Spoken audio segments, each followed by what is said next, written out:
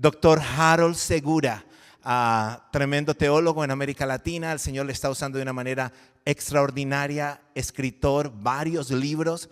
Es interesante que tiene una gran experiencia, no solo en una denominación, sino en diferentes denominaciones. Trabaja con diferentes grupos cristianos con el único propósito de extender el reino de Dios. Actualmente trabaja para, uno de sus trabajos es con World Vision, trabajando con los diferentes grupos cristianos, trayendo ese amor tan especial, humanitario y al mismo tiempo el nombre de Jesús en diferentes lugares. Es pastor, es colombiano, vive en Costa Rica con su esposa y qué honor tenerle el día de hoy, Pastor Harold Segura.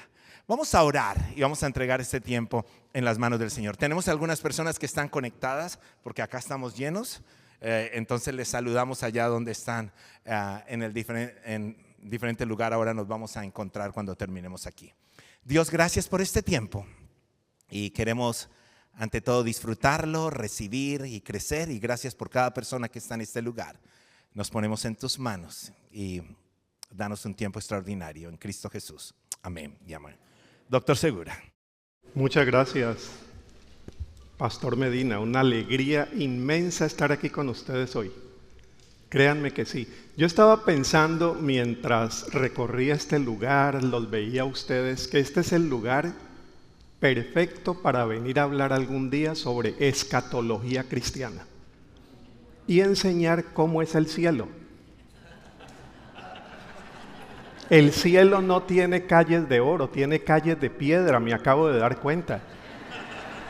No tiene mar de cristal, no tiene un mar que está cerca. Y miren, estoy hablando ahora en serio cómo es el cielo. Aquí tengo amigos y amigas que no veía hace más de 30 años, algunos más de 25, y la dicha de tener a unas jovencitas que nosotros, Marilu y yo, vimos nacer.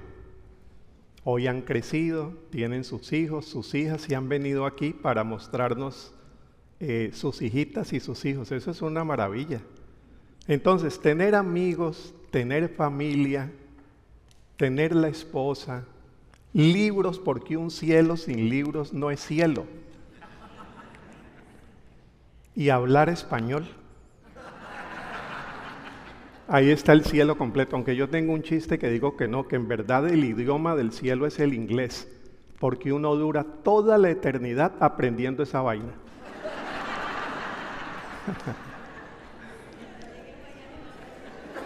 Pero no vamos a hablar, es el lenguaje colombiano. Bueno, de verdad, a todos, a todas, muchísimas gracias por acompañarme. Esto es un regalo de Dios, esto es un regalo, una gracia de Dios. Verles a quienes no veía hace años y a quienes apenas conozco hoy, saber que somos familia. Muchísimas gracias por darme ese privilegio.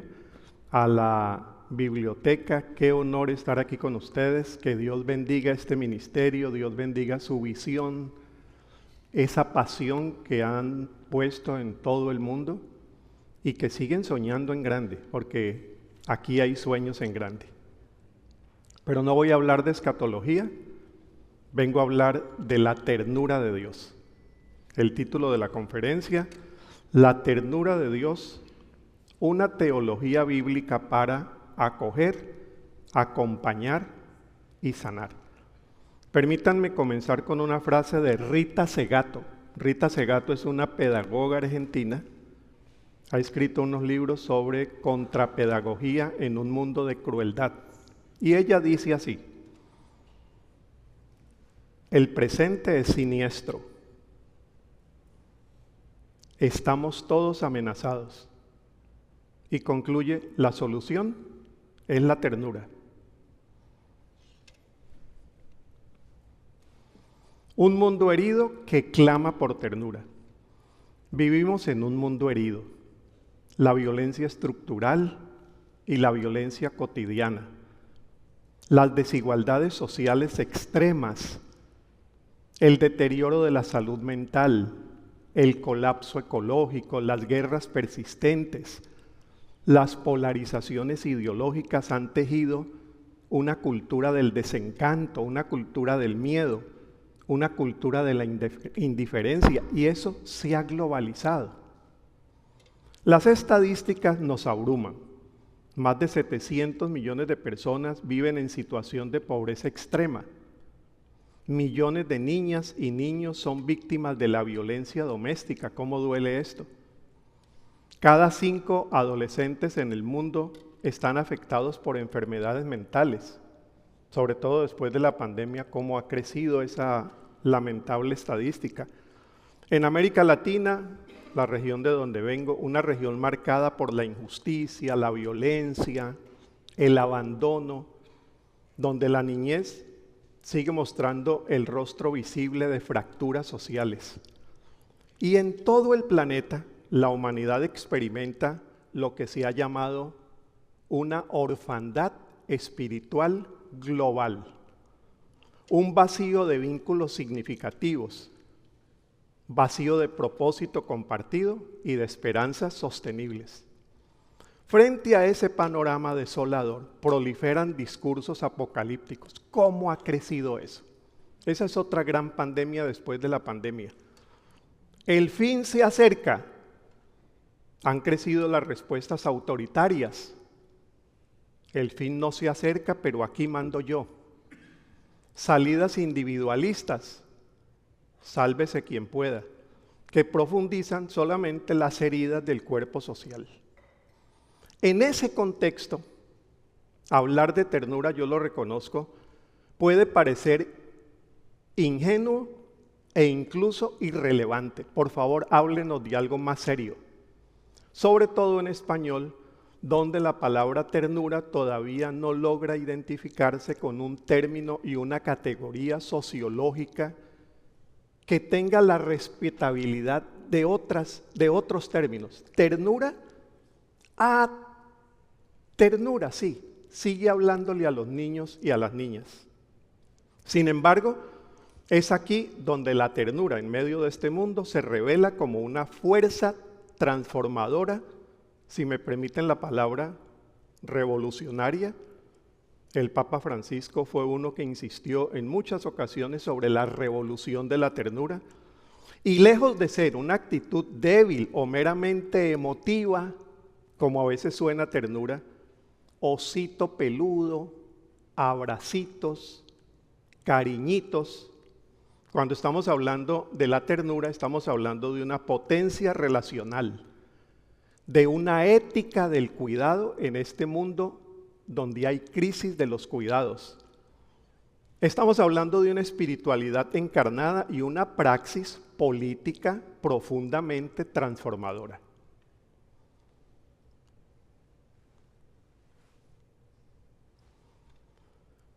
La ternura es la capacidad de acercarse al otro desde la compasión, el cuidado, el reconocimiento de su dignidad.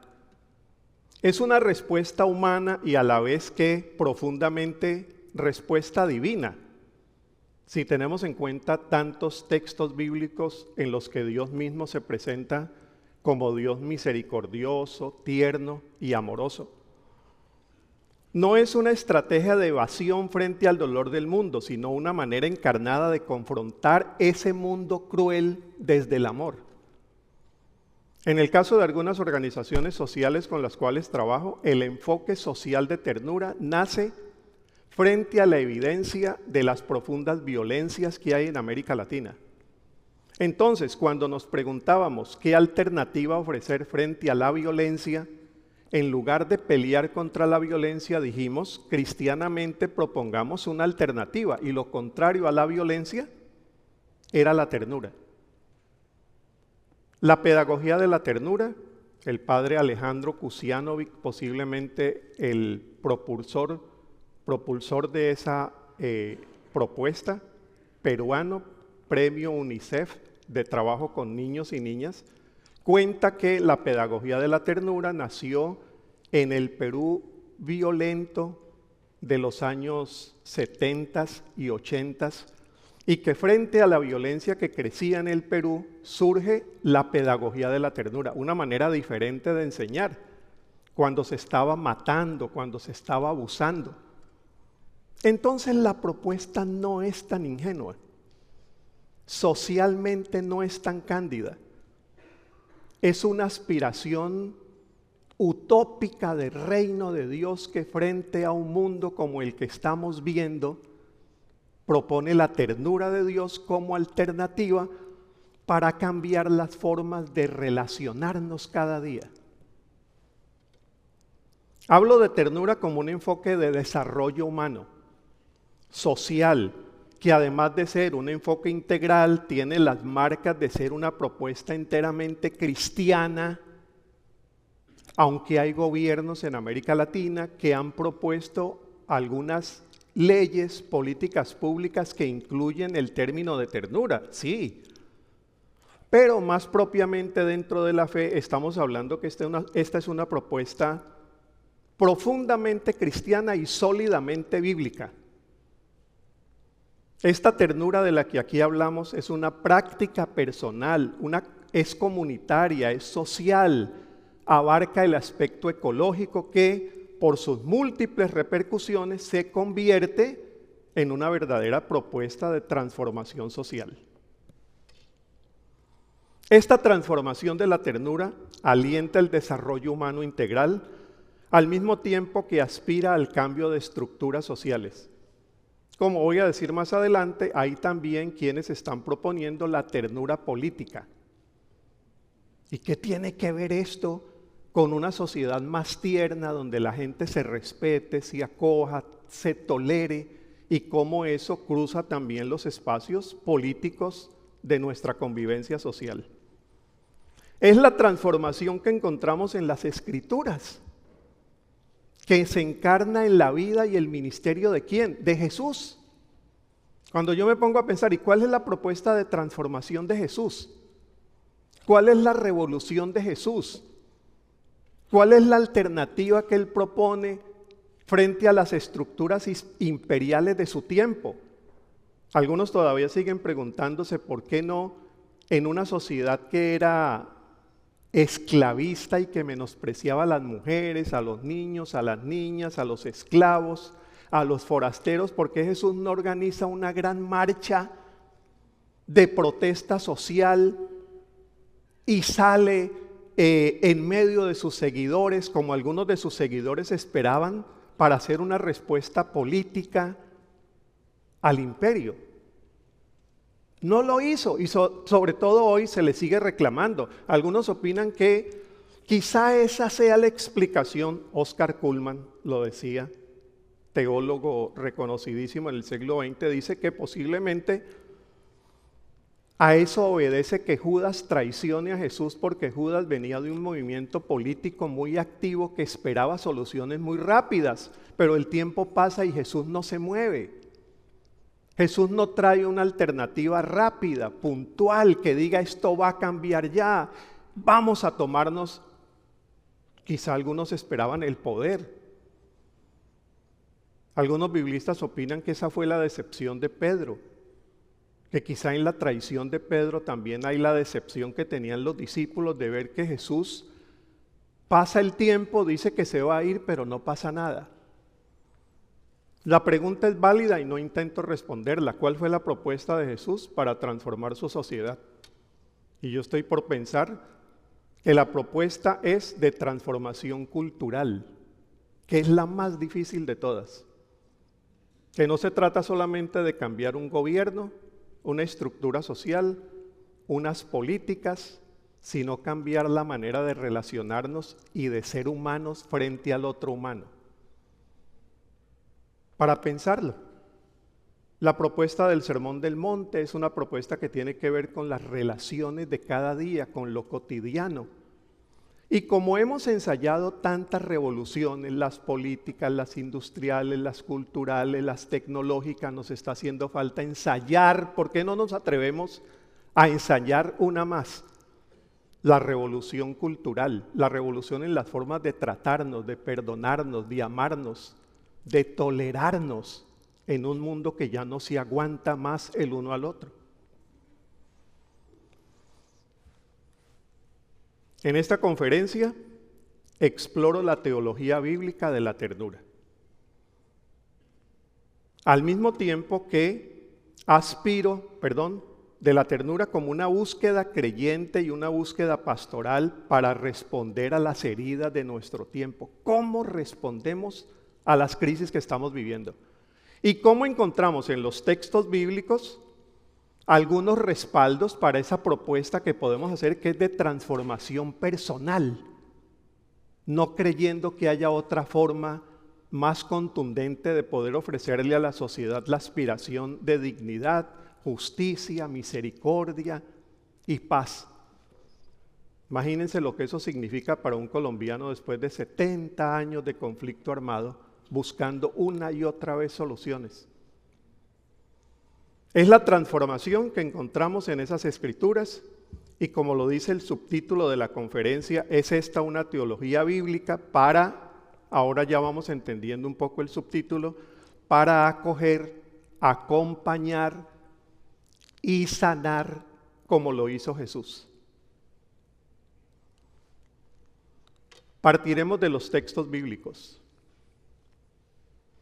que revelan el rostro tierno de Dios.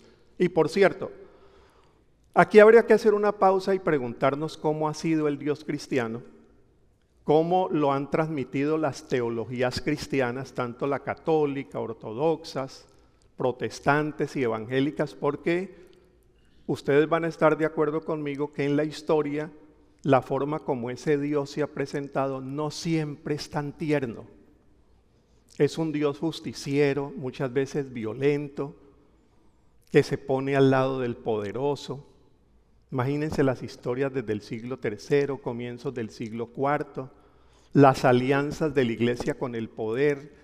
Entonces ese Dios no siempre ha sido presentado con su rostro de misericordia, de justicia y de bondad. Entonces, cuando yo converso con algunas amigas y amigos sobre la ternura de Dios, me dicen, pero cuidado que Dios también es justiciero. No olvides eso. Sí, claro, por ser tierno es justiciero, por ser tierno busca justicia. Pero presentar ese Dios solamente con su rostro vengativo puede transmitirse hacia sociedades y hacia iglesias que proponen también la venganza como medio para la resolución de sus conflictos. Pudiera ser.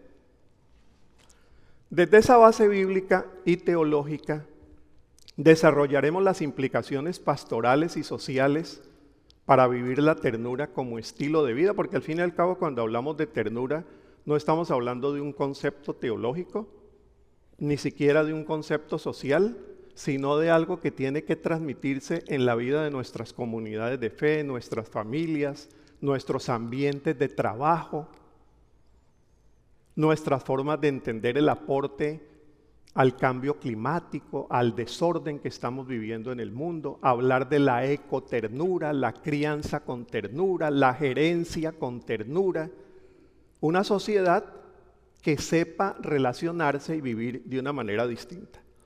Hablar de la ternura es una clave entonces fundamental, no solamente para entender cuál sería el aporte que tenemos que hacer a la sociedad de hoy, sino, paro aquí, hablar de la ternura es un aporte urgente para entender al Dios como no siempre lo hemos entendido.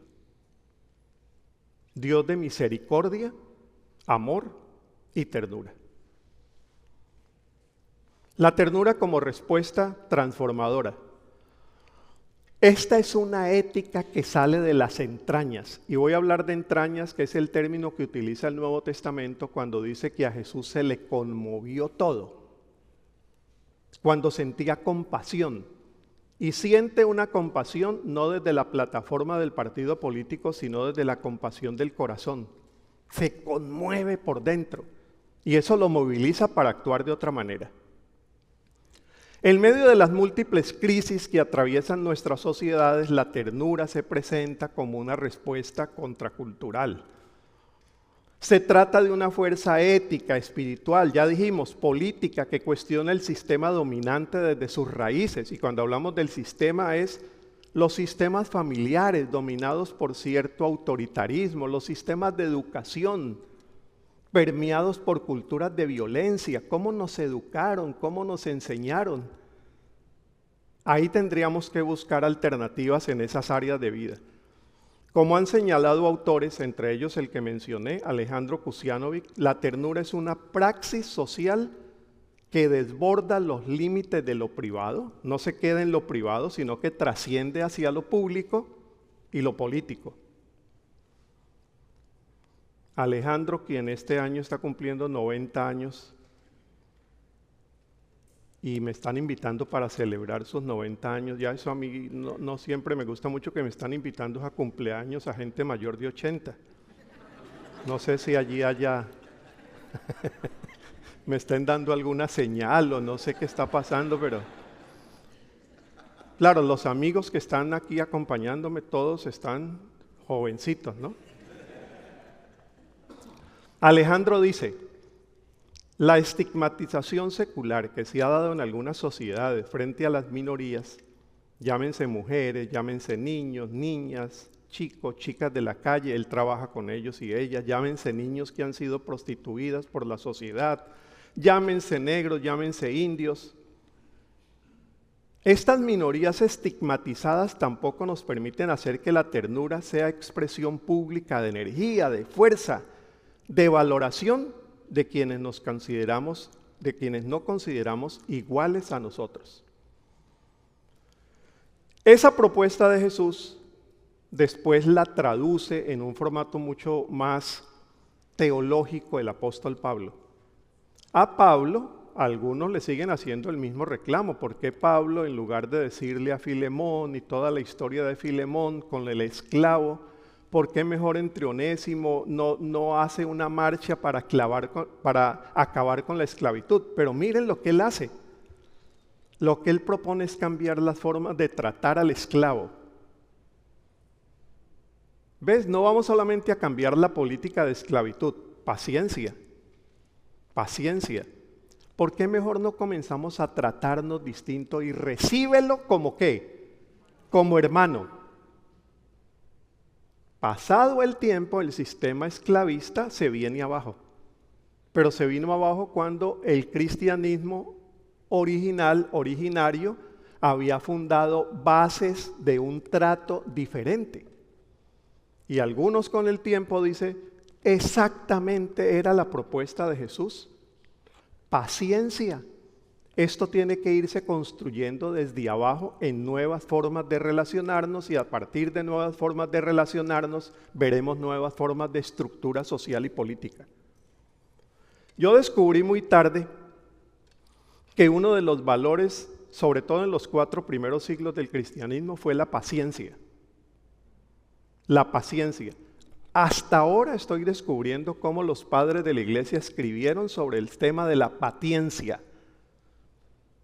Y que en la paciencia era, esto no se cambia de un año para otro, ni cambiando al presidente, ni cambiando. No, esto es a mediano y largo plazo. Y que se vuelve en los escritos de la patrística cristiana un tema central, porque vayamos trabajando que el reino de Dios no va parando. Y seguimos soñando con un mundo mejor, así nosotros no lo veamos, pero que se construye ¿cómo? A partir de nuevas formas de relacionarnos, nuevas formas de educar, nuevas formas de ser gerente, nuevas formas de ser pastor, de ser pastora, nuevas formas de ser vecino. Y que por eso Pablo en sus escritos menciona 4 esferas sociales donde esa transformación se da: familia, iglesia, mundo de trabajo, y por ahí otros agregan otros más. Por eso eso de padres, no llaméis a ira a vuestros hijos, hijos obedeced, pero son las relaciones cotidianas transformadas que van a aspirar a un mundo distinto. Nosotros en las revoluciones políticas lo que hemos hecho es cambiar las leyes, pero no cambiar las maneras de relacionarnos. Entonces termina siendo el liberador peor que el dictador y 2 veces más dictador que el anterior que ya pasó. Trágico. Trágico en la política mundial. La ternura tiene también una dimensión antropológica que la vincula con lo más profundo de la condición humana. Estamos hablando desde la ternura, ¿cómo entiendo ser humano? ¿Cómo entiendo ser humano? Desde las ciencias del desarrollo infantil hasta la neurobiología afectiva, pasando por los estudios de Humberto Maturana, biólogo chileno, este no era el entrenador de la selección Colombia, este era el biólogo de Chile, Margarita María Romo de Colombia, Fernando Ulloa de Argentina, extraordinario, argentino pero muy bueno. No, Esteban, chistes que no hago sino a gente que quiero. Mire, los argentinos cómo han contribuido a los enfoques sociales de ternura, muchísimo.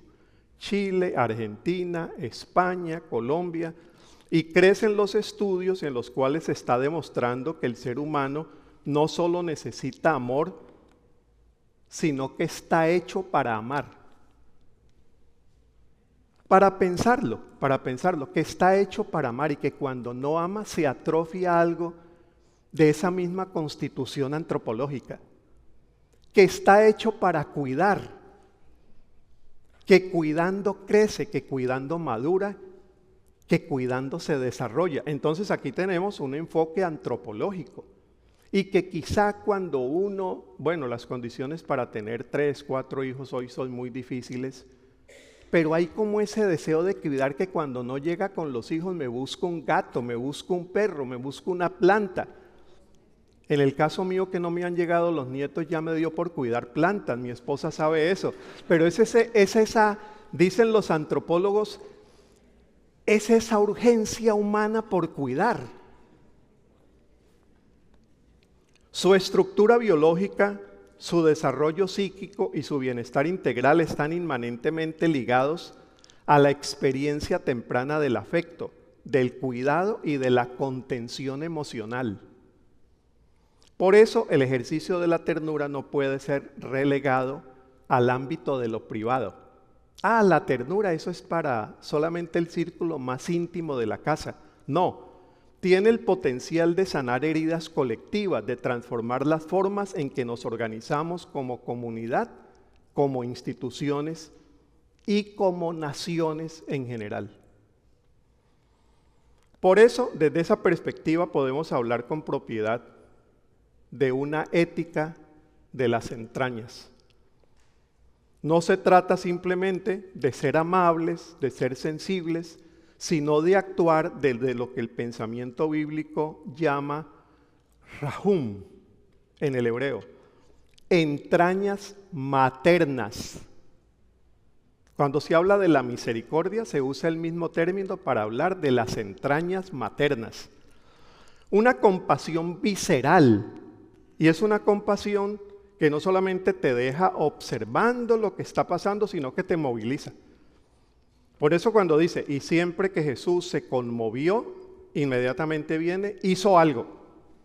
Porque no es la conmoción del sociólogo, que te analiza y dice cuál es el modelo que habría que operar para explicar la sociedad y cuál sería el que habría que introducir para operar el cambio. Sino, en el caso de Jesús, esa compasión lo mueve. No se queda observando, moviliza a sus discípulos. Esta gente si se va, se desmaya. ¿Qué les damos de comer? Pero hay una compasión que te mueve a la acción. Es una compasión visceral. Esta ética no se aprende en los códigos legales ni en los tratados filosóficos, sino se aprende desde el cuerpo mismo. En las relaciones de afecto del bebé abrazado y la mamá y el papá que abrazan, en las relaciones y en los hechos compartidos, en la ética que encarnó Jesús, quien ver a esas multitudes, como les decía ahora, sintió compasión. En este sentido, la ternura se convierte en una categoría hermenéutica que nos permite hoy críticamente revisar algunos discursos religiosos, las prácticas pastorales, los proyectos políticos, Entonces me detengo aquí para explicarlo de categoría hermenéutica. La ternura podría ser la clave hermenéutica para redescubrir el mensaje de las Escrituras. Es decir, sería la forma de yo acercarme al mensaje bíblico y descubrir qué es lo que esos textos bíblicos me estaban diciendo siempre. Es una clave hermenéutica. Claro, hoy tenemos otras claves hermenéuticas y por eso muchos textos bíblicos son explicados desde el literalismo, donde la violencia termina muchas veces ganándole al amor. Y Dios termina siendo el patrocinador de esas violencias que aparecen en las Escrituras. Cosa urgente para revisar, que es cómo leer las violencias del Primer Testamento. ¿Cómo leer esas violencias y con qué clave yo me acerco? En la parte cristiana a nosotros nos favorece inmensamente que todos los libros del Primer Testamento son leídos a partir de la óptica de Jesús. Es la clave, decíamos en estos días en el curso, que ofrece Martín Lutero. Martín Lutero no solamente dice la sola Escritura, sino que da la clave para leer las Escrituras. Y dice, esas Escrituras hay que leerlas a través de la óptica de Jesús. Y si yo encuentro unos textos que contradicen esa ética, prevalece la ética de Jesús, prevalece la óptica de Jesús, prevalece la enseñanza de Jesús. Harold, pero ese es texto bíblico. Sí, es texto bíblico. Pero un momento, Jesús en algunas ocasiones viene y dice, oísteis que fue dicho, mas yo os digo, es decir, aquí estoy yo para completarles lo que faltaba por entender. Por eso nosotros leemos el Antiguo Testamento a partir de los Evangelios de Jesús.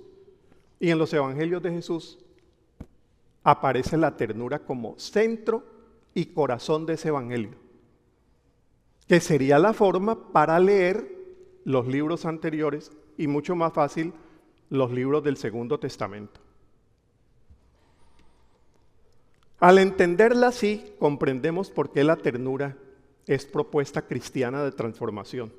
No porque aspire a tomar el poder por la fuerza, sino porque desestabiliza los fundamentos mismos de un orden que ha sido históricamente basado en la fuerza, la violencia, incluida la evangelización, conquista española, ha sido practicada también a través de la violencia y podríamos generar nuevas formas de entender evangelio, iglesia, sociedad, crianza, cuidado de la creación y otras dimensiones más. La ternura inaugura otra forma de relación, otra lógica de convivencia, otra manera de ejercer autoridad.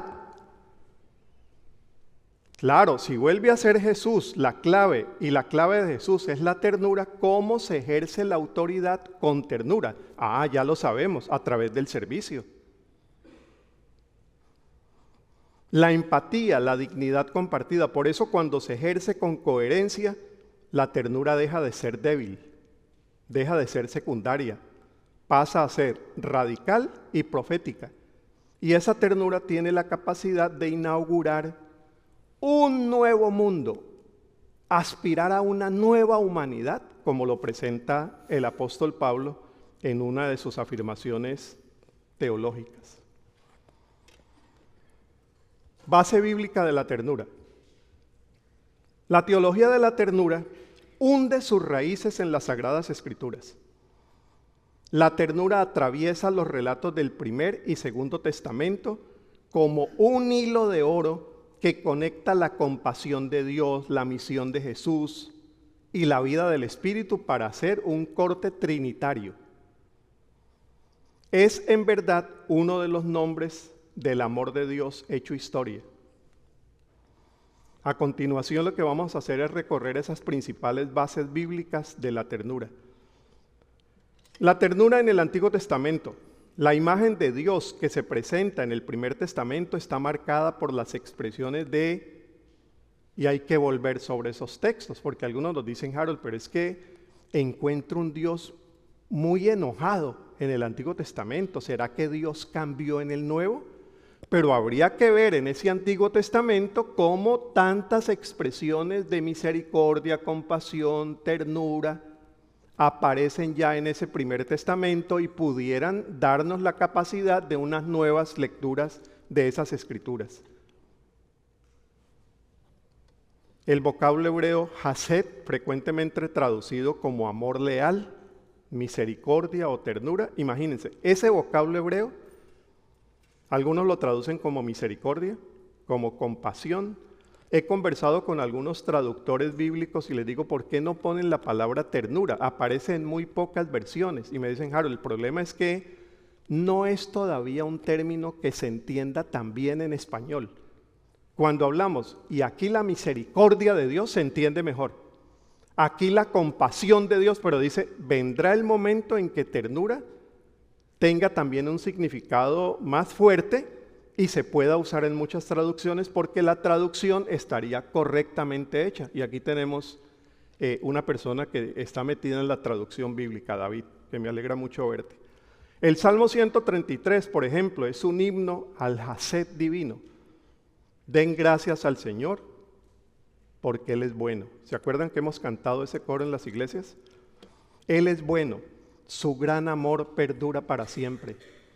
Y otros textos que hablan directamente de la ternura de Dios. Cada acción de Dios en la historia, desde la creación hasta la liberación de Egipto, es vista como una expresión de esa ternura eterna. Junto al hased, el término rahamim, de rehem, que significa entrañas maternas, como les decía originalmente, revela la dimensión visceral, ahora no solamente de la compasión de Jesús, el Hijo, sino del Padre. Miren este texto de Isaías 49. ¿Puede una madre, porque a Dios se le compara en varias ocasiones con una mamá tierna y generosa, ¿puede una madre olvidar a su niño de pecho y dejar de amar al hijo que ha dado a luz? Aun cuando ella lo olvidara, yo no te olvidaré. Que son expresiones en medio de una poesía muy, muy linda del Primer Testamento, mostrando esa ternura de Dios, que a veces se asimila a la mamá que apapacha, que abraza y que besa a su bebé. Este pasaje no solo compara a Dios con una madre, lo presenta como una madre que incluso más allá de la naturaleza humana no puede olvidar ni abandonar su criatura. La ternura es aquí la forma concreta como se manifiesta la fidelidad y el amor de Dios hacia los suyos. Pero los escritores del Primer Testamento lo que están buscando es lenguaje para expresar cómo es Dios. Porque al fin y al cabo la teología no pasa de ser una forma de usar el lenguaje creativamente para explicar lo inexplicable. Entonces a veces hablan de un padre bueno, otras veces de una mamá buena, pero hay otras que me gustan mucho. La metáfora de un padre que enseña a caminar a su hijo, que está en Oseas 11, 3 al 4. Esta me gusta mucho, del esposo enamorado. ¿Se acuerdan cuál es la imagen de Dios en Oseas? Es el esposo enamorado, muy enamorado, y cada vez más enamorado que descubre que su esposa lo engaña. Y él está tan enamorado que va al mercado de la prostitución y la compra de nuevo. Bueno, de nuevo no, la compra. La primera vez la había atraído de otra forma, pero va y la compra. Entonces escuchen lo siguiente. Ahí la imagen es de un hombre traicionado. Es una imagen linda de Dios. Ahora vamos con los argentinos, Esteban. Mira, en los tangos argentinos, mira la sociología del tango. En el vallenato, bueno, mexicanos, voy a hablar con cuidado porque si no, no salgo vivo de aquí. Mira, en la sociología de la ranchera, el hombre vence, es el rey. En el vallenato colombiano, el hombre no vence, pero se divierte. Venza o no venza, el ron está allí cerca y hay que bailar. En el tango, para explorarlo despacio, en el tango el hombre llora por la mujer. Eso me ha parecido siempre a mí muy lindo en el tango. No es el hombre que vence, sino el hombre que llora por la mina, que se fue. Entonces se emborracha porque se ha ido. A mí se me parece, Oseas, más a un tango que a un vallenato.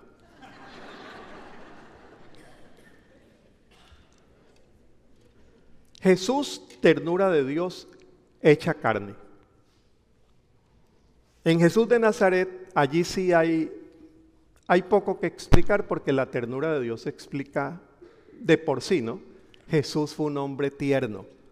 Solo que hay que entender la ternura en Jesús de una manera más completa. En el caso de Jesús, Jesús fue tierno, ¿por qué? Porque abrazó a los niños, abrazó a las niñas, perdonó a la mujer, dialogó con Nicodemo, dialogó con el centurión.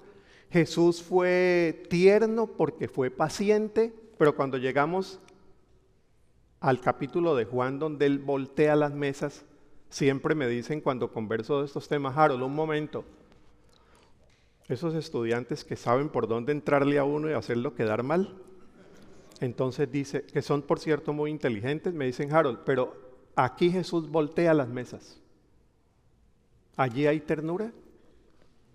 Sí, sí, porque miren, la ternura que no se indigna no es ternura de Dios. La ternura que ve que la injusticia crece y no actúa, ¿eso es tierno? No. ¿Es acaso tierna una mamá que sabiendo que el tío abusa de su niño no denuncia ni habla? ¿Eso es ternura? No, eso no es ternura. Entonces la ternura en Jesús, a mí me gusta mucho ese texto de voltear las mesas porque digo, eso es. La ternura se indigna, la ternura voltea las mesas, la ternura de Jesús dice, alto. Harold, pero dijo que el que le den por una mejilla ponga la otra. Le digo, sí, pero cuando le dieron por una dijo, ¿por qué me pegas? Reclama, la ternura de Dios dignifica.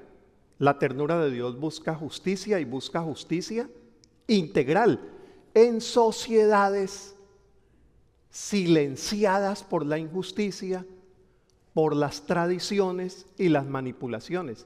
La ternura de Jesús viene para hacernos ese contraste siempre necesario.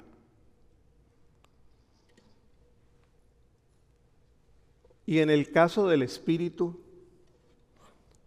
bueno, el Espíritu sí ya es mucho más fácil de explicar. Mucho más fácil de explicar. Se le simboliza con una paloma. Comencemos por ahí. La tradición cristiana lo ha identificado con una paloma. En el fruto del Espíritu, y aquí volvemos con los traductores, David, hay una parte del fruto del Espíritu cuando dice amor, paciencia, bondad, mansedumbre, que se podría traducir de acuerdo con el griego por ternura, porque un fruto del Espíritu es su dulzura o su ternura. Bien se pudiera traducir que un fruto del Espíritu es la dulzura, gente dulce, que en su dulzura sabe voltear las mesas, pero que se incluye también dentro de ese fruto que Gálatas 5 nos viene enseñando. El Espíritu Santo es ternura de Dios actuando en la historia, sanando heridas, restaurando relaciones rotas, sosteniendo a los frágiles, animando a los que se sienten solos, a los abandonados. Allí viene el Espíritu consolador. El Espíritu que consuela desde la ternura de Dios es como decía San Basilio en el siglo IV, la dulzura misma de Dios que habita en nosotros y nos transforma. Porque cuando hablamos de conversión, imagínense, nosotros fuimos transformados por la dulzura del Espíritu.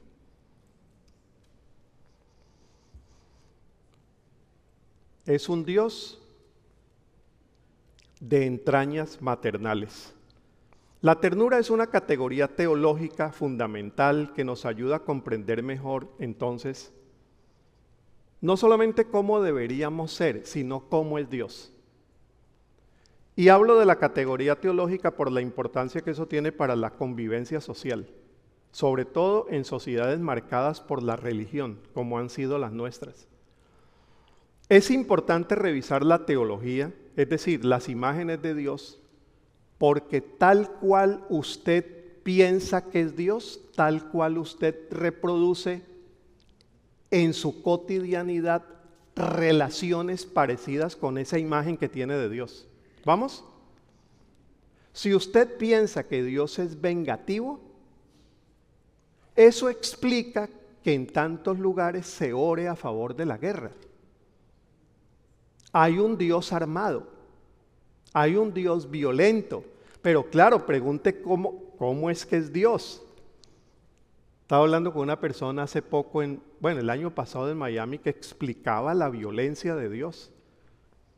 Entonces yo después de la conferencia fui y lo busqué y le dije, mire, usted ha sido muy valiente y por cierto bastante creativo para explicar que Dios es violento. Pero es que lo explicaba así para legitimar una guerra que hay por allá en otro lado del mundo. Entonces me dijo él, pero explíqueme. Le digo, mire, es verdad que en el Antiguo Testamento hay unas expresiones de violencia, pero a partir del Nuevo Testamento tenemos la entrada de Jesús, que es Dios, y que nos explica que a Dios lo podemos comprender mejor a través de Jesús, que dice amar al enemigo. Ahora siga con el libro de los Hechos, siga con el libro de Romanos, siga con Efesios, Colosenses, Primera Tesalonicenses. Entonces se queda pensando, era muy creativo. Me dice, pero si ha leído el Apocalipsis, ¿cómo termina?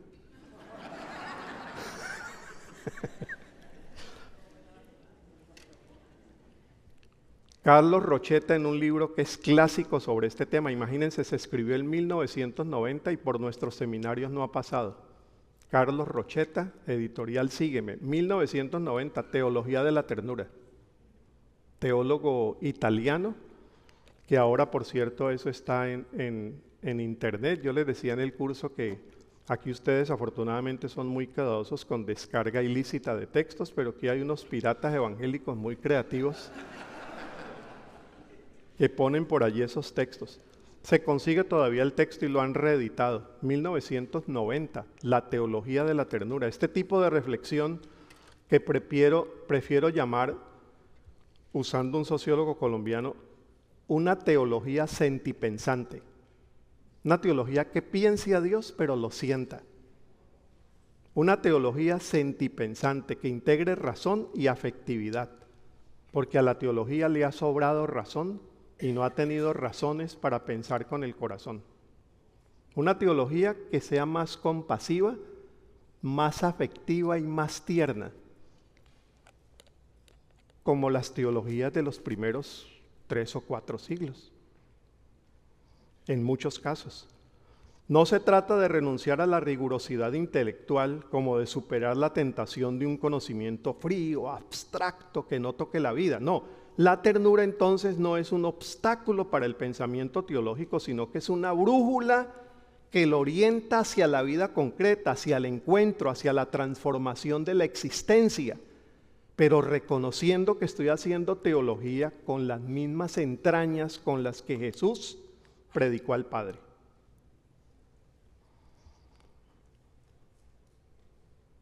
Aquí tendríamos, porque ya vamos terminando. Tendríamos entonces para hablar de la ternura como un criterio que autentica la fe. ¿Qué hace que nuestra fe sea autenticada? La expresión de compasión, de misericordia y de ternura de quienes decimos seguir a Jesús. Allí tendríamos unas nuevas maneras de apologética cristiana. Hay una tradición muy larga de apologética que yo valido, reconozco y admiro, que es una apologética que te demuestra con la razón tener la razón. Ahora, hay otra apologética que es la apologética sentipensante, que piensa lo que cree, pero lo sienta y te demuestra con compasión que la fe que estás sosteniendo es auténtica. Entonces, no es auténtica porque me demostraste que en el monte Ararat hay un pedazo de la barca de Noé, que no es auténtica por eso solamente, es auténtica porque el Dios de Noé lo seguimos transmitiendo con la compasión de Noé. Es una forma de autenticar la fe. Es una ternura que se encarna en tiempos de crueldad como alternativa a las crueldades. Quienes iniciamos el enfoque en algunas organizaciones sociales de América Latina hablando de ternura como alternativa a la violencia, estamos hoy pensando si deberíamos seguir explicando en términos de violencia lo que está pasando o buscar nuevos términos para nombrar lo que está pasando. Y a algunos se les ha ocurrido que hoy ya no es tiempo, no es suficiente hablar de violencia, hoy tenemos que hablar de crueldad. Porque lo que está pasando en el mundo no solamente es violento, es cruel. Es sin entrañas. Lo que pasa en el mundo entero. Entonces la ternura se encarna en tiempos de crueldad. ¿Qué es lo que hace Jesús? Jesús sencillamente busca una alternativa a las crueldades del imperio que finalmente lo llevan a la cruz. Es cruel, pero la alternativa de Jesús es siempre el amor, el perdón, la misericordia, la acogida. Y hasta en la cruz dice, Señor, perdónalos, estos bárbaros no saben lo que están haciendo. En la familia, yo creo que allí tenemos un espacio preferencial para desarrollar espacios sanadores de ternura. Las formas violentas de educar, que han sido avaladas con las Escrituras, podrían ser pensadas para generar crianzas con ternura. A propósito, si alguien tiene interés en esa parte de la ternura, que es la crianza, puede buscar en internet crianzaconternura.com o mejor, otra que se llama conexionternura.com. Conexionternura.com, esa es mejor. Ahí van a encontrar metodologías para criar distinto, en lugar de golpear, dialogar, en lugar de insultar, tratar de conversar, disciplinar, sí, pero sin la violencia que nos ha caracterizado. Entonces el espacio preferencial de la ternura podría ser las nuevas formas de crianza y de relaciones. En la iglesia, iglesias tiernas. Hoy tenemos unas polarizaciones partidistas que yo nunca había visto. Nosotros participamos de una iglesia bautista en Costa Rica, pero tengo muy buena cercanía y amistad con otra iglesia que me han incluido en el chat y yo no me he salido del chat porque soy muy curioso.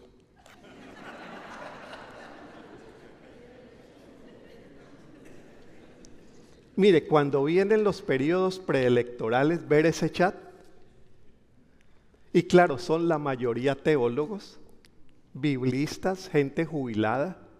Me vuelve a preocupar ese círculo que me está rodeando a mí cada vez más.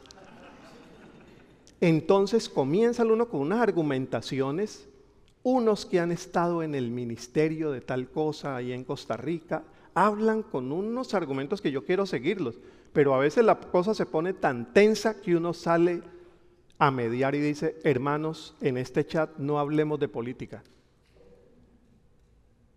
Viene otro con igual inteligencia y dice, si en la iglesia no hablamos de política, ¿dónde lo vamos a hacer?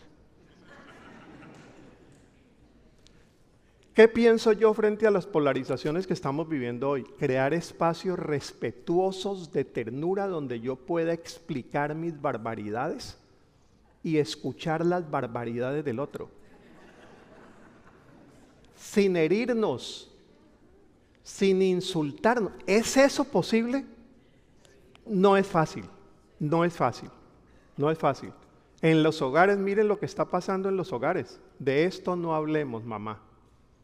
De cómo generar espacios no de coincidencia política, sino de diálogo respetuoso donde yo entienda que el otro no piensa como yo pienso, pero es parte de la familia. Y si en la iglesia no van a caber todas las banderas políticas, ¿dónde podemos jugar a una muestra decente de sociedad reconciliada en sus diferencias. Pero yo entiendo que eso no es fácil. Y habría que trabajar, y estamos trabajando con 2 profesores de la Universidad Nacional de Costa Rica, una propuesta de pastoral de la ternura.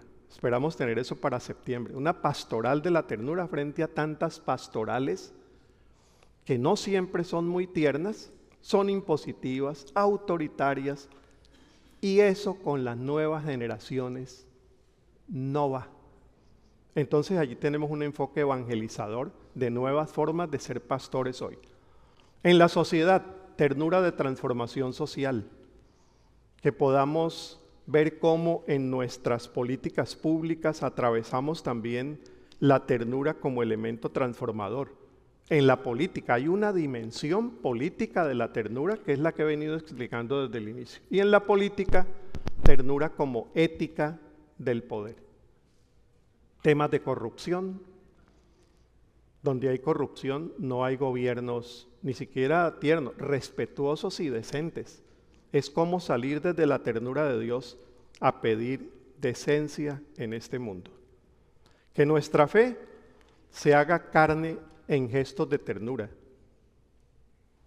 Que nuestras comunidades cristianas sean escuchadas y además sean escuelas. Me gusta la palabra laboratorios. ¿Cómo lograr que nuestras iglesias sean pequeños laboratorios de la sociedad que quisiéramos? Pequeñas muestras de reino de Dios que juegan a un mundo distinto entre esos 4,000, 40 o los que sean. Muestras de humanidad donde se cultive la compasión, la justicia afectiva, la esperanza activa, esperanza que se está perdiendo en las nuevas generaciones. En un mundo que muchas veces grita desde el dolor o desde el odio. Hoy se grita desde el dolor y se grita desde el odio. Que nosotros seamos portadores de un grito diferente, al que voy a llamar grito profético de ternura, clamor de misericordia, anuncio encarnado del reino que ha comenzado con Jesús, porque ese reino ya comenzó y que nos compromete a seguir sembrando con amor hasta que ese reino florezca plenamente. Martin Luther King. Una frase de Martin Luther King para terminar. La ternura es el antídoto contra la violencia y el odio. En lugar de combatir la oscuridad con más oscuridad, encendamos la luz de la ternura y que esa luz alumbre con más fuerza para que podamos soñar con un mundo mejor mañana. Que así sea.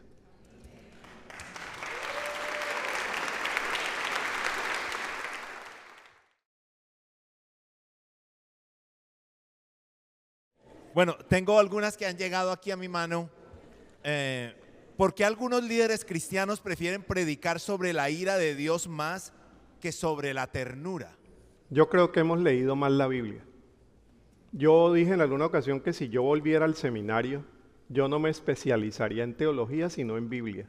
Creo que es el tiempo de enseñar a leer la Biblia con los ojos de Jesús. Y creo que hay unas lecturas, o mejor, unas relecturas que necesitamos hacer de esos textos en los que Dios aparece como vengativo, falto de misericordia, duro, de rostro adusto, donde le falta la ternura de Jesús. ¿Puede una iglesia enfocada en la ternura volverse demasiado permisiva o blanda con el pecado? Donde se vuelva permisiva y blanda con el pecado, dejó de ser tierna. Sobre todo esos pecados de la violencia, la injusticia, la falta de compasión, el silenciamiento frente a tantas cosas crueles que están pasando, allí no se está entendiendo la ternura de Jesús, no se estaría entendiendo bien. ¿Estamos dispuestos a recibir la ternura de Dios o preferimos un Dios que se parezca más a nuestras ideas de autoridad?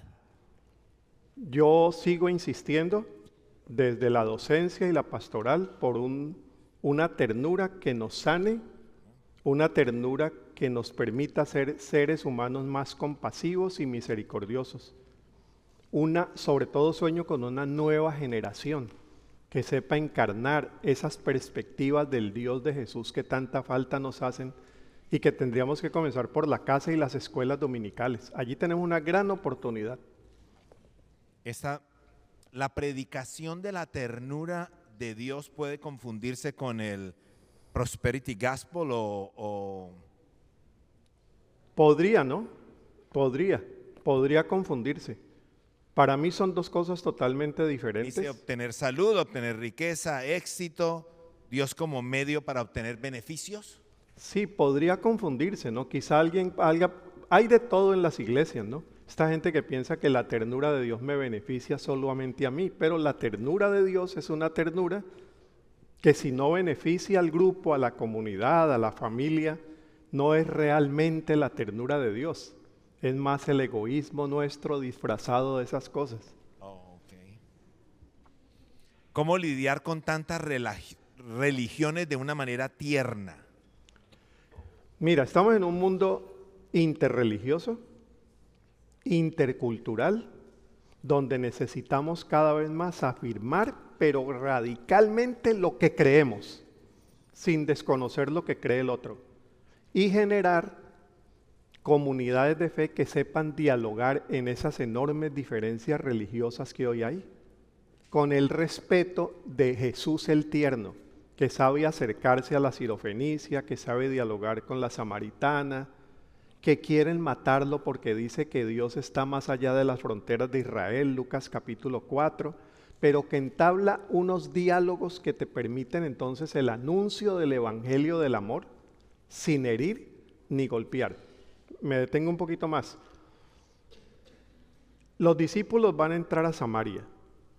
Dicen, Señor, esta gente, usted no la conoce, son duros, son violentos, mandamos que desciende fuego del cielo y los consuma. Mire, está en los evangelios. Y no son los fariseos, ni son los romanos, son los discípulos. Avanzado el evangelio de Marcos. ¿Quieres que hagamos descender fuego del cielo? Y Jesús dice, pero es que no me han entendido, no es así. Después, Señor, por allá hay unos que están echando fuera demonios en tu nombre, pero no pertenecen aquí. ¿Están hablando mal en contra nuestra? No, pero no están con nosotros. Déjenlos, porque si no hablan en contra nuestra, están a favor nuestro, porque todo el que propone y promueve bienestar, justicia, liberación, ese es de los nuestros, aunque no esté con nosotros. Entonces creo que Jesús nos ayuda mucho, y esos evangelios son fantásticos al mostrarnos que estos discípulos no entendían y habían leído el Primer Testamento mal. Habría que revisar qué rabino tuvieron. ¿Qué riesgo corremos si ignoramos la ternura de Dios en nuestro mensaje y discipulado?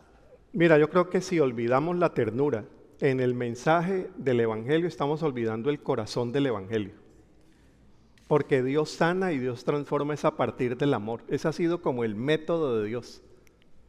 El amor y la ternura. Yo creo que estaríamos arriesgando el mismo corazón del mensaje nuestro. ¿Podría entonces ser que hemos entendido mal la doctrina del infierno como castigo eterno, ya que la ternura de Dios no es compatible con eso? La ternura de Dios es compatible con la justicia y el juicio. Ese Dios que dice lo injusto yo no lo tolero. Ahí hay la ternura que yo les explicaba con la volteada de las mesas. Pero que humanamente uno dice, si hay ternura no puede haber reclamo. Por eso tenemos tantas mujeres violentadas, sumisas, hijos abusados, hijas abusadas que no se atreven a hablar, niños y niñas abusadas por pedófilos, obispos católicos que vienen a hablar después de 40 años. Niñas y niños mayorcitos abusados por iglesias evangélicas aquí y por allá. Mire, ahí hay el desconocimiento de Dios. aplaudiendo esos silencios. No, hemos sido iglesias que han callado. Y cuando yo hablo con amigos sacerdotes me dicen, Harold, esto ha sido horrible. Una iglesia que por entender mal el apoyo a los sacerdotes le tuvo más miedo al escándalo que a la justicia. Mira, estamos hablando de cosas que conocemos todos, tanto en Iglesia Católica como en iglesias evangélicas, que ustedes conocen muy bien por las noticias. ¿Cómo logra Dios mantener el perfecto equilibrio entre la ternura y su justicia? ¿Y qué tiene eso para la manera en que nosotros ejercemos? La ternura tiene que ver con la oftalmología. La manera en que nosotros ejercemos sin comprometernos. Ya, le presto esas gafitas, Pastor Ramón. ¿Ah? ¿Cómo logra Dios mantener? No me moleste, ¿ah? ¿Cómo Dios logra mantener el perfecto equilibrio entre su ternura y su justicia? Sabiendo que la ternura implica justicia. Sí, no son dos polos. Está en el mismo corazón de Dios, que es justo. Ok. Entonces, que expresa su ternura de esa forma. Y creo que corrige mucho esto que yo les decía de esos silenciamientos en el círculo familiar, que sabemos de abuelitas que callaron que el tío abusaba y uno no sabe por qué. Ahí no hubo ternura de la abuelita, hubo injusticia de la abuelita. ¿Ves? Entonces creo que en Dios no pasa eso. Entonces, ¿qué respuesta dar con respecto al Dios justiciero? Que es justo, exactamente, que es un Dios justo. Que al final de los tiempos nadie se le va a escapar. Estos que creen hoy haberse llenado los bolsillos de dinero, matando, excluyendo, intolerando, sabemos que, paciencia, la justicia de Dios es justa. Entonces ahí se le acaba la ternura. A Dios no, la mantiene. Expresa el rostro de la ternura a través de la justicia. Ahora, en América Latina, con tanto juez injusto, ¿ustedes creen que cuando un juez actúa injustamente es tierno? No, es injusto. Entonces la ternura se expresa haciendo justicia. La corrupción no va. Dios expresa esa ternura porque es tierno, es justo. ¿Cómo respondemos a quienes creen que el sufrimiento en el mundo contradice la ternura de Dios?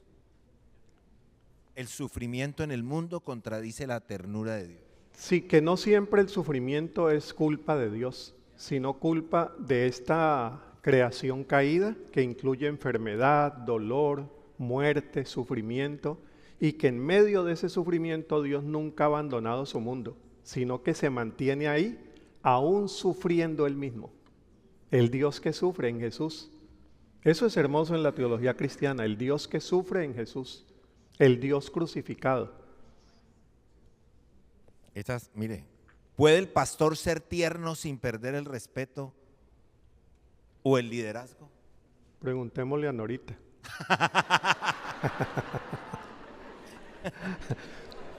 A ver, mire, es que mire cómo a veces pensamos que si es tierno le pierden respeto. No, si es tierno gana el respeto. Porque es lo que le pasa a Pedro, ¿no? Jesús dice, te voy a lavar los pies. Y Pedro dice, ese no es el líder que yo quiero. Esto no está bien. Un líder echado a mis pies. Dice Jesús, bueno, si no lo aceptas no vas a tener parte conmigo. No, si es así, báñeme. No, tampoco, no exagere. Pero nota cómo en el servicio Dios gana autoridad. Un papá tierno, y en esto se equivocaron los papás golpeadores. Un papá golpeador no gana autoridad, gana solo obediencia. Miedo, pero no respeto. Un papá tierno, amoroso, cuidador, dialogante no está perdiendo autoridad como el pastor, gana autoridad. ¿Cómo trata Dios la ternura y el pecado y la naturaleza caída? redimiéndolo a partir de su amor. Ese es el plan de redención de Jesús, que lo que redime es el amor, lo que redime es la vida de Jesús, y que siempre está interesado en tratar con nuestra naturaleza caída, necesitada de redención a través del amor. El amor sana, y lo demuestra el Evangelio. ¿Se puede confundir la teología de la ternura con una reacción emocional? Sí, se puede confundir. Sí. Miren, Leonardo Boff, teólogo brasileño, ha escrito sobre la ternura y el cuidado. Y él dice, un problema que tiene la ternura es que se tiende a feminizar. Entonces, tierno, dudoso, ¿no? Entonces se puede confundir. Y yo creo que ahí tenemos una lucha o por cambiar de palabra o por tratar como intentamos hacerlo hoy, de proponerla bíblicamente como categoría teológica válida. ¿Podría ahondar aún más en ese balance entre el Dios firme y perfecto y el Dios tierno y amoroso? Es perfecto porque es tierno. O sea, la oposición es la que hay que tratar de conciliar.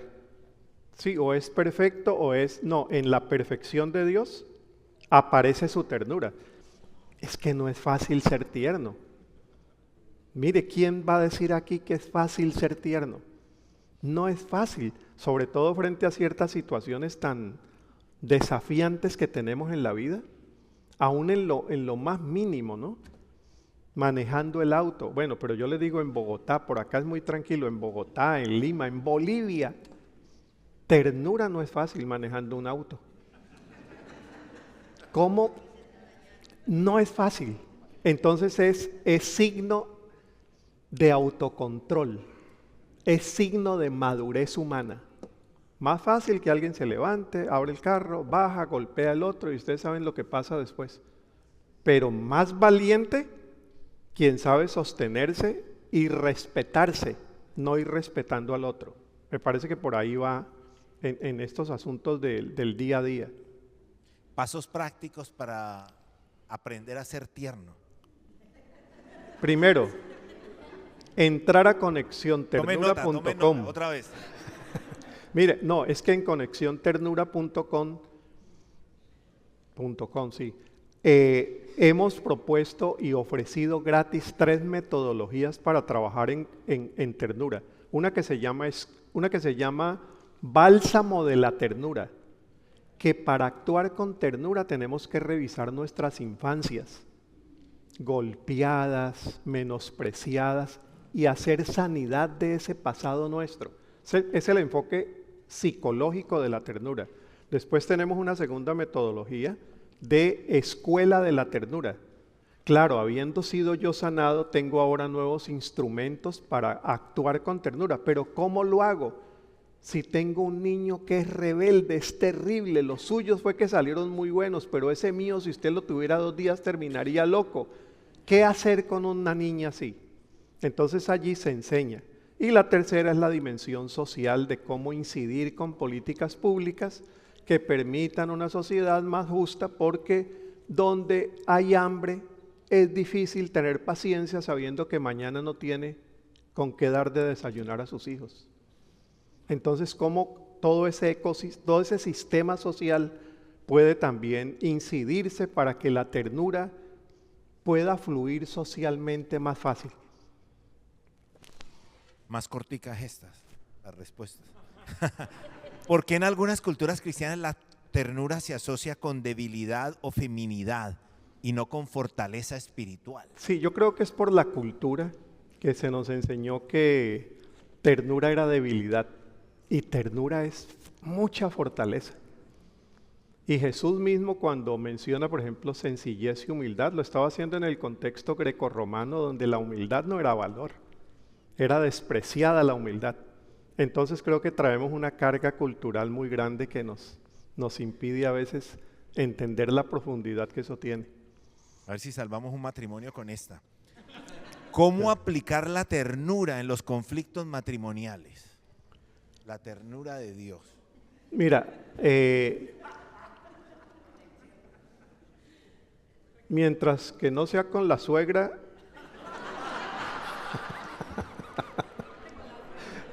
tengo muy buena relación con la suegra. Mire, la ternura tiene que ver con fruto del Espíritu.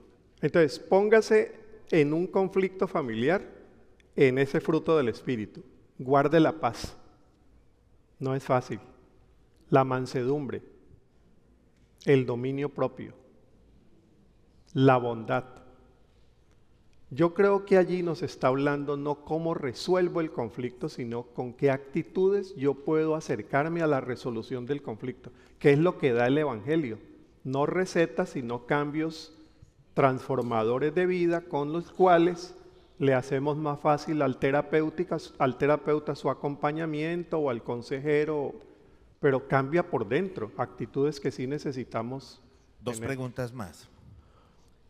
¿Por qué de todas las teologías y cosmovisiones cristianas el calvinismo vuelve a las personas menos tiernas? No sé. Es la misma pregunta que yo tengo. Yo tampoco. A ver, mire, el calvinismo es una doctrina respetable, histórica y valiosa. El problema no es el calvinismo, el problema son los calvinistas de hoy, como los bautistas de hoy, como los pentecostales de hoy, porque cualquier buena doctrina que se anuncia con intolerancia, ya la daño. Entonces yo creo que allí está el problema, en la actitud con la que afirmamos lo que afirmemos creer.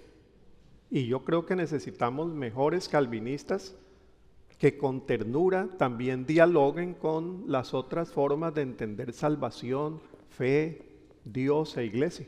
A pesar de todo lo maltratado que esta persona ha sido en su vida y no tiene nada de ternura, ¿puede ser tierno? Sí, creemos en la conversión. Yo creo que la conversión transforma desde adentro el corazón y que nosotros somos testigos de eso. No estaríamos aquí si no hubiéramos sido cambiados por la ternura del Señor.